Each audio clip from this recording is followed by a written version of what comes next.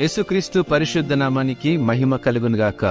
అనుదిన వాహినిలో నీతోనే ఉన్న నీ దేవుడు అనే పాఠ్యభాగాన్ని అధ్యయనం చేద్దాం.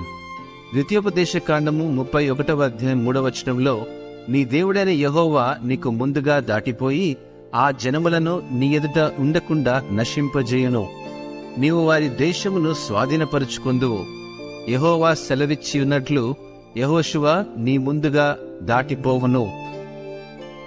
మన ముందున్న జీవితం కొరకు ఎన్నో ప్రణాళికలను సిద్ధం చేసుకుంటాం. అయితే దేవుడు మన ఆలోచనలు, మన తలంపుల కంటే ఎల్లప్పుడూ మనకంటే ముందుంటాడని, మనకు మార్గాన్ని సుగమం చేస్తూ మనకు అడ్డంకిగా ఉన్న ప్రతి అడ్డంకులను తొలగిస్తాడని ఈ వాక్యం మనకు గుర్తు చేస్తుంది.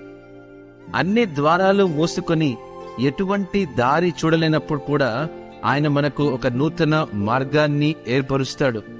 మనం ఎదుర్కొనే ఎటువంటి క్లిష్ట పరిస్థితులు లేదా సవాళ్ల ద్వారా మనకు మార్గనిర్దేశం చేసేలా ఈరోజు ఆయనను విశ్వసించవచ్చండి.